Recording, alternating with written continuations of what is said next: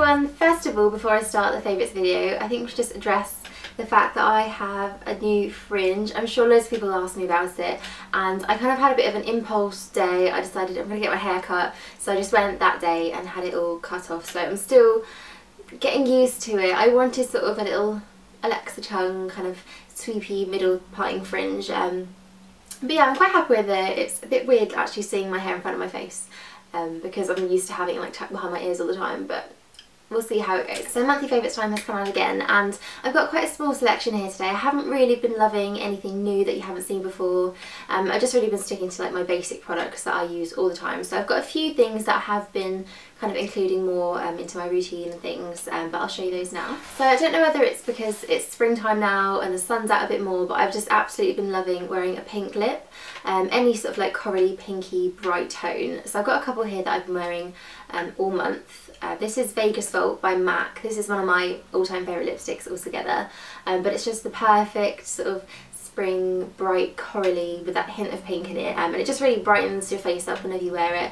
I like to wear this sort of alone with just a bit of mascara, maybe a tiny bit of eyeliner, and just really make your lips stand out, but it's such a pretty colour. I've also got a colour here from Revlon, and this is one of their new Colourstay Ultimate Suede lipsticks, and I'm not sure if I'm absolutely sold on the formula, but the colour I just absolutely love. It's called It Girl number 60, and it's again just this lovely sort of corally pink. It's a bit more of a reddy pink, this one. It's still got a bit of a warmth, sort of like an orangey tone to it, but it's just again a lovely bright lip to wear for spring. And last of all, I haven't actually got it with me now, but I'm wearing it on my lips today, and it's the Bourjois Rouge Edition lipsticks. That's quite hard to say, and it's number 11, I think, Fraise remix. I will write it down below just in case that's not right, but again it's just a really nice bright pink. These ones are quite nice because they're quite shiny, they're really moisturising, and yeah, just really nice lipsticks. So again, as it is coming into spring now, it's getting a bit warmer outside, so I do need to kind of use quite a lot of primers. My skin tends to get a little bit oilier when it's a bit warmer outside, so I just need to really make sure all my makeup's going to stay on.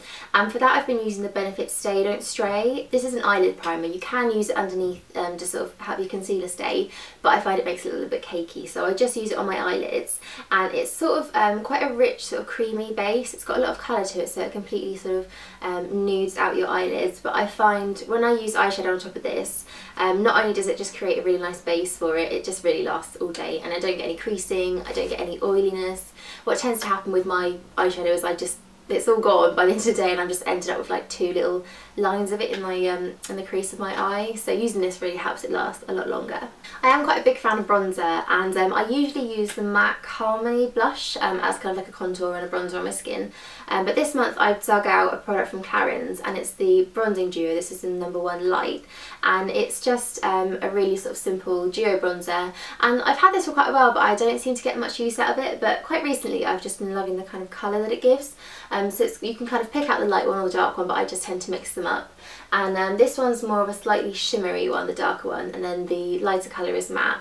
But it just gives this lovely like warm glow. It's not too yellowy, it's not too sort of like orangey or dirty brown looking, but it just gives you a lovely kind of like sheen to the skin. I think this one's really great if you have kind of quite fair skin, if you're quite pale, because it seems to be impossible to put too much of this on. You can build it and build it, and it never looks like you've got an orange face. It never looks like you're wearing too much. So I think it's a really good one if you are kind of a little bit afraid of bronzer, if you're not too used to using it, but you just want to get quite a nice sort of warm glow to your skin. You should all know by now that I'm a massive Real Techniques fan. I can't get enough of their brushes. I think I must own pretty much every single one, and I always buy them from Boots because that's the only place that I knew that stocked them. But I was in Superdrug the other day and I saw that they had a whole rack of them, and I was really excited because they had a couple that Boots don't actually stock in their smaller stores.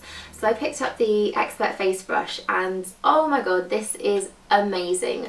I was such a massive fan of the buffing brush from the Core collection. It's the only thing I've really used for foundation the last sort of year or so, but as soon as I bought this I just fell in love. It somehow managed to give you just the most flawless looking complexion. It just buffs the product in like seamlessly. You get this completely effortless looking, completely clear complexion, and I don't know how it does it, but it's just an amazing brush for foundation. I do still use the buffing brush, which I think is a great brush. I mean, if you've got that, that's amazing to use for foundation as well. But I think considering this one is sold separately, whereas that one you have to buy in the set, it's a really great buy because you don't have to spend sort of like £20 or so to get just one brush. I've also been really loving the Effaclar M from Roche-Posay, and I mentioned this in my skincare picks video, which I'll link below if you want to go and watch. And it's just a really great everyday moisturiser if you do have oily skin, so it's very mattifying, but at the same time it still does give you quite a lot of hydration.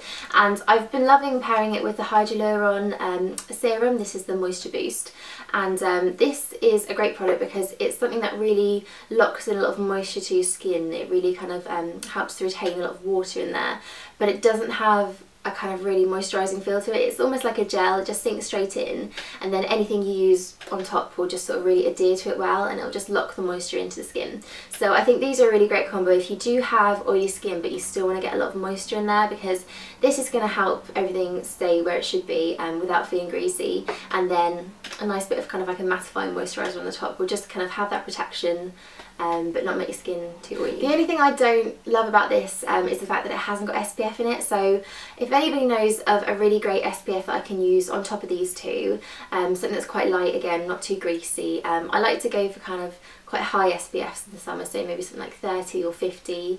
But yeah, if anyone knows of any good ones, let me know. Last of all, I've got a couple of shower products here, and I recently bought the Deep Sleep Shower Gel from This Works, and I just absolutely love everything from this range. I think the whole deep sleep thing that This Works do is just amazing. They have the little sleep balm and the roll-on, they have a candle and all sorts of bath products and things. But I want to try this one because I kind of like taking a shower in the evening and just sort of really relaxing myself. I'm not too much of a bath person, so I do prefer things that I can use in the shower. And this is just a lovely sort of calming, soothing, relaxing product to use before you put pyjamas on, before you get into bed. It just kind of helps you wind down. The only thing that I don't really like about this is that it doesn't foam up really at all, so it's more of a liquid body gel. I had to invest in one of those little foam kind of like mesh spongy things, and that really helps it soak up a lot better, but I don't really love using those things because I just can't see how they're particularly hygienic. But yeah, it is a beautiful product if you don't mind using one of those little sponge things. So last of all, I have a product here that's popped up in quite a few favourites posts before, quite a few different videos, and it's the Soap and Glory Pulp Friction Foamy Fruity Body Scrub. That's quite hard to say. I love how convenient and easy this product is. It's a really sort of quite intense but still quite gentle exfoliator, and it's got a really lovely foamy texture to it, so it's quite easy to use. You don't have to sort of sit down and really scrub it into your skin. It kind of sticks to you as you're doing it, so it doesn't fall off. And it's just a really quick thing to use every day in the shower, just to give you that little bit of extra exfoliation, and it smells amazing. It smells fruity and fresh. It's not got the regular Soap and Glory smell, which I do love, but this is quite a nice sort of summer alternative. So those are all my favourites, and it's quite a small little bunch, but I've really been loving all those products this month. So thanks so much for watching. I hope you weren't too distracted by my fringe like I was. I've probably been looking at it in the viewfinder this whole video, so sorry if I have. But yeah, thanks for watching, and I will speak to you all soon. Bye!